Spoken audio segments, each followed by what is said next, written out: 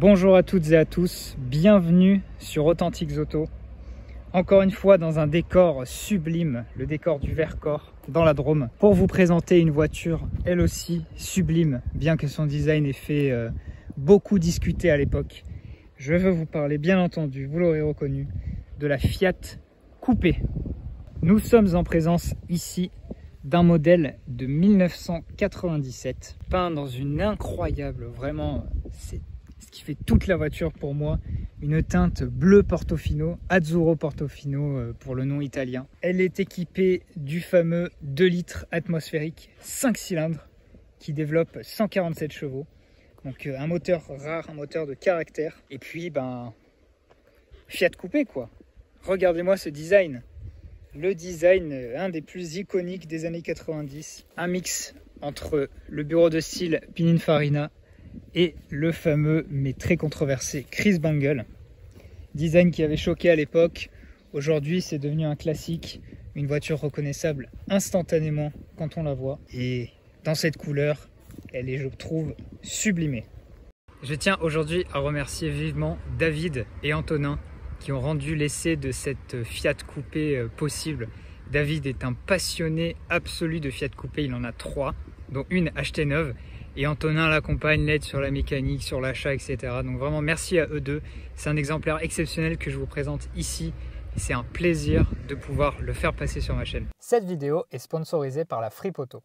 Si vous aimez les autos de caractère et que vous cherchez de bonnes affaires, vous êtes au bon endroit. La Fripe Auto vous propose d'une part de jolis modèles propres et prêts à rouler et d'autre part des modèles d'occasion à la commande. Pour ceci, l'idée est de vous faciliter la vie. Avec un budget donné, ils cherchent l'auto pour vous, se déplacent pour aller la voir, effectuent les frais nécessaires et vous la livrent en toute transparence. C'est une approche sans stress qui vous évite des recherches parfois fastidieuses, donc il faut saluer l'initiative. Je vous mets ici les dernières autos qu'ils ont vendues avec leur prix, donc n'hésitez pas à aller faire un tour sur leur site ou bien sur leur Instagram pour ne pas manquer les dernières offres. Merci encore à la Fripe Auto pour leur soutien et je vous souhaite une bonne vidéo. Au début des années 90, clairement, la mode, c'est les coupés. On a la magnifique Opel Calibra qui a, entre guillemets, subjugué tout le monde par ses lignes et son CX impressionnant. On a plein d'autres exemples et même les marques mainstream, les marques de grande diffusion vont se mettre au coupé. Et donc Fiat, bien entendu, ne veut pas manquer le train. Et en 1994, ils décident de sortir l'incroyable coupé. Alors Fiat, ils se sont dit, on va vraiment choquer tout le monde. On va sortir une voiture en collaboration avec le maître du design, Pininfarina, le célèbre studio italien qui est derrière à peu près toutes les Ferrari. Mais il s'associe également au designer Chris Bangle. Au début, Chris Bangle, il n'est pas encore connu à cette époque pour les BMW un peu controversés. Par contre, et vous le voyez sur cette voiture, il a déjà une patte bien à lui. On a ici affaire à un exemplaire donc de 97, comme je vous disais, et qui est une voiture d'origine italienne. Elle a été vendue neuve en Italie, puis elle est passée dans une deuxième main, dans une grande concession en Italie qui vendait des Ferrari, des Maserati, etc. Et ensuite, elle a été récupérée en France, immatriculée par David. Pour être honnête avec vous, je ne sais pas par où commencer pour évoquer ce design si différent, si unique. Alors on va peut-être commencer par la face avant, parce que c'est l'angle sous lequel on voit une voiture en général pour la première fois. Donc c'est une face avant qui est plutôt agressive, avec des phares, rien que les phares à eux seuls, ils ont plusieurs évocations pour moi. Vu comme ça, on pourrait presque penser un peu à des phares de McLaren F1. Le double bosselage que vous voyez ici, c'est un double bosselage façon Zagato. Enfin, rien que ces phares-là, déjà, on pourrait faire une thèse dessus. On a au milieu l'ancien logo Fiat, qui est du coup très épuré et qui va parfaitement ici avec la couleur azur. La calandre, bien entendu, qui est assez sportive, qui inclut des anti-brouillards. Et alors en dessous, on a cette entrée d'air au design lui aussi unique. C'est un adjectif que je vais sûrement beaucoup utiliser parce que vraiment cette voiture ne fait penser à rien d'autre. La ligne générale, quant à elle, n'est pas tellement agressive parce que c'est une voiture qui reste quand même plutôt ronde. Malgré son grand avant plat et très penché, le reste de la ligne n'évoque pas une supercar extrêmement plate. Par contre, on a ces deux fameuses lignes qui viennent délimiter les passages de roues, qui viennent couper les passages de roues comme ça, qui font des ailes ultra marquées. Alors à l'avant, c'est carrément la ligne, vous voyez, qui vient délimiter l'ouverture du capot. On verra ça tout à l'heure, mais tout le capot jusqu'à ici s'ouvre d'un bloc avec les phares. Et à l'arrière, on retrouve un grand pli de carrosserie là-haut qui vient souligner le pli encore plus extrême qui coupe le passage de roue jusqu'ici et jusqu'au logo Pininfarina. Côté latéral, on a plutôt une grande surface vitrée. On peut voir ici que la ligne de caisse remonte de manière assez abrupte pour suivre le design des ailes. Et les deux éléments incontournables du montant, ce sont d'abord ce logo 20 soupapes qui reprend le bleu de la carrosserie. C'est vraiment un détail génial. Et deuxième point, la poignée de porte intégrée au montant pour vraiment la cacher et rendre tout ça très aérodynamique. Ensuite, et puisqu'on est du bon côté, comment ne pas évoquer cette trappe à essence en aluminium qui rappelle les voitures de course des années 50-60. Ça aussi, c'est un monument de design elle seule. Et puis, je voudrais aussi m'attarder sur ces jantes. Parce que c'est des jantes qui ont un design façon un peu turbine, dans le sens où elles vont dans le sens de rotation de la roue. Mais à la fois, c'est des jantes qui sont avec un design carré. Enfin, je ne sais pas si vous voyez, mais la jante fait un carré comme ça, avec des courbes qui viennent le découper. Enfin, c'est très radical. Pareil, ça rappelle ces découpes d'ailes si caractéristiques de la voiture. À l'arrière, on a un coffre avec une ligne de crête très abrupte qui est plutôt plat, moins torturé que les autres formes de la voiture. Donc on a cette ligne qui vient tout délimiter la face arrière qui s'arrête plate comme ça. Donc de profil, ça donne une inclinaison absolument parfaite. Et les deux phares de chaque côté qui là aussi font penser un peu à un concept car, à un prototype. Bref, cet arrière, vous le reconnaissez aussi instantanément. Même si personnellement, je trouve que le coffre est peut-être un petit peu vide. Il manque, il n'y a aucun logo. Le logo Fiat est seulement ici. Et la plaque d'immatriculation tout en bas. Donc, à débattre, mais ça reste quand même un arrière réussi. Vous remarquerez que la lunette arrière est légèrement bombée. Donc, on voit mieux de profil. Elle intègre un essuie-glace sur le côté comme ça. C'est pas tous les coupés qui intègrent un essuie-glace, mais celui-ci est plutôt bien intégré, il est plutôt bien caché. Le troisième feu stop qui est dans une découpe noire de la lunette. Enfin, on retrouve de manière plutôt discrète une jolie sortie d'échappement avec sa canule chromée latérale comme ça.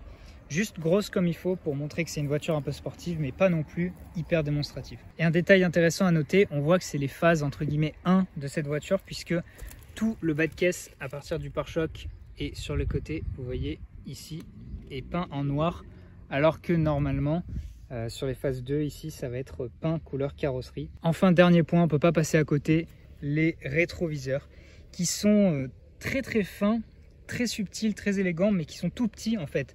Et face à cette caisse qui finalement, avec des ailes très brutales, a un design assez massif, peut-être qu'ils paraissent un peu petits, je trouve, comme sur les Fiat Stilo, j'ai toujours trouvé qu'ils étaient trop petits. Peut-être un des reproches avec ce coffre que je lui ferai, mais n'empêche que le rétroviseur en lui-même est sacrément élégant.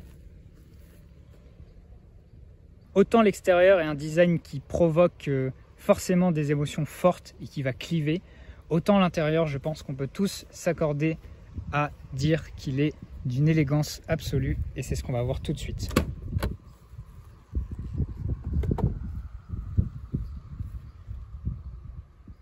Alors la portière, elle, pour le coup, n'a rien de bien particulier, si ce n'est le bandeau couleur carrosserie qui va courir tout le long de l'habitacle. On a un grand accoudoir en cuir noir, voilà, une poignée de maintien, ici un bac de porte plutôt profond, enceinte, bref, rien de très spécial. Ça nous permet de réadmirer le rétro encore une fois. Mais je voudrais attirer votre attention sur l'état général de cette voiture. Si vous en étiez déjà pas rendu compte sur la description extérieure, regardez-moi ça, c'est tout simplement neuf de partout. Et pour une Fiat des années 90 qui a 150 000 km, ça retient du miracle. Mais comme quoi, peu importe la qualité, peu importe la réputation de la marque, c'est l'entretien qui fait tout. Les sièges font preuve d'une sportivité discrète, de bon goût. Et on voit qu'ils ont un bon maintien latéral. Ici, ceux-ci sont en tissu avec un petit motif légèrement sport. Tissu noir, ça vient contraster, ça vient un peu calmer l'œil après le déluge d'extravagance extérieure. Bref, c'est de bon goût.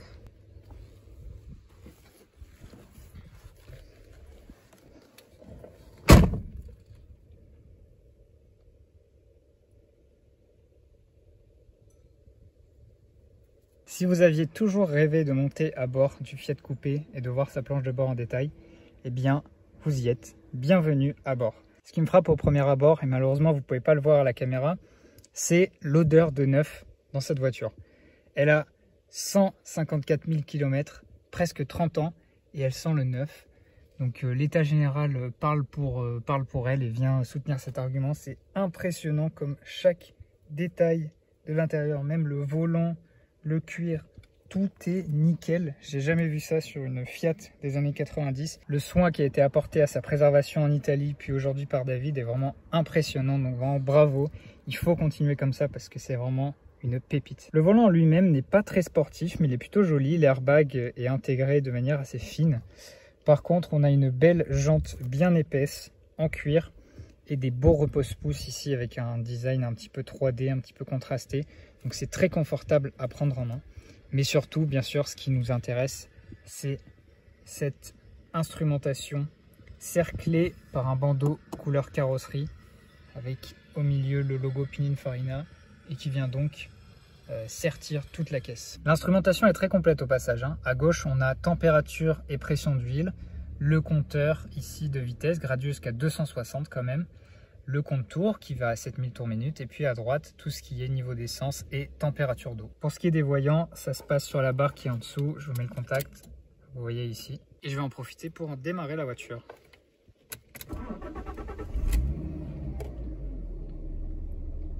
Ça démarre au quart de tour, c'est hyper lisse, on sent que le 5 cylindres a été parfaitement entretenu.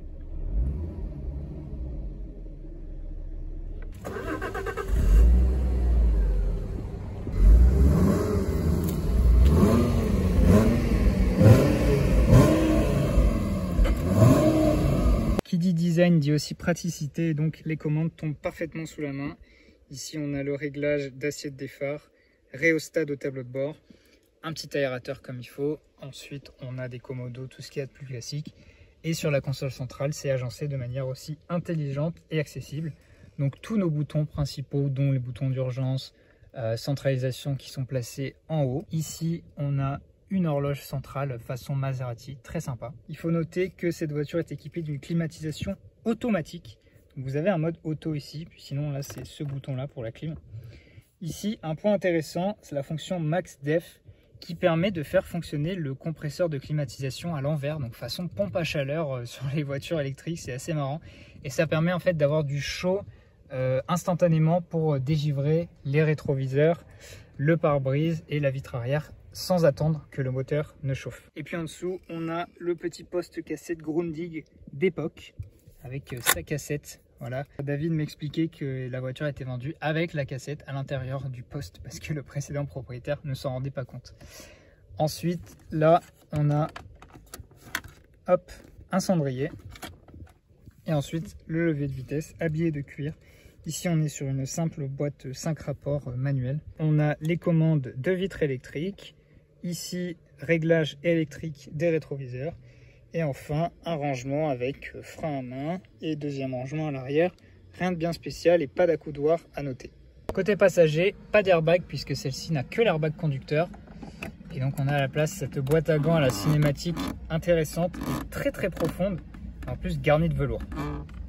Sur le plafonnier, on retrouve les vignettes ici disposées à l'italienne. Et surtout un ciel de toit conservé de manière absolument neuve. Je le répète jamais assez sur cette voiture, mais c'est impressionnant l'état dans lequel elle a été conservée. Tout est absolument nickel.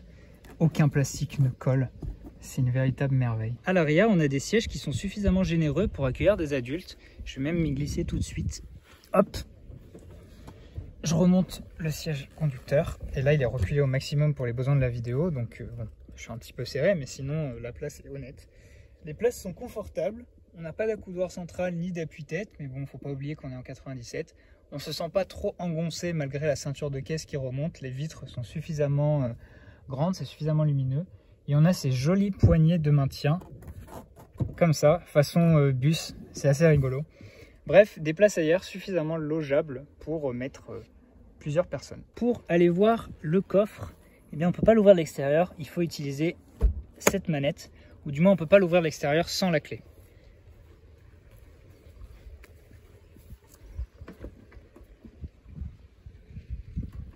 On a un seuil de chargement qui est assez haut, une ouverture plutôt étroite, mais le fait que le coffre soit très carré, eh bien en fait l'accès est pas forcément le plus complexe. Et on a un coffre qui est plutôt logeable, hein, franchement. L'intérieur est assez plat, il est bien fait. Donc là on a un tapis d'origine Punto pour cacher le tapis d'origine, mais c'est encore une fois neuf, hein. Sur les côtés pareil, rien à dire. Et là vous remarquez ce trou qui est assez intéressant, c'est une trappe à ski, donc la banquette est fractionnable de tiers en tiers, et Fiat proposait en accessoire d'avoir une housse à ski pour éviter que les skis humides ne tachent la banquette arrière. Comme je vous le disais en introduction, c'est l'intégralité presque de la face avant qui se lève pour donner un accès privilégié au moteur, y compris les phares. Donc les phares sont là-haut, hein, juste là. Donc ici, on a une baie moteur qui est parfaitement accessible. Et voilà donc le fameux 5 cylindres 20 soupapes 2 litres qui développe 147 chevaux. Ici en position transversale. Il est assez imposant, hein. C'est une baie moteur qui est plutôt bien remplie. On peut admirer quelques petits détails. Ici, en italien, qui nous explique comment fermer le capot. Et puis ici, la petite étiquette qui nous parle de sa peinture, vous voyez, Azzurro Portofino.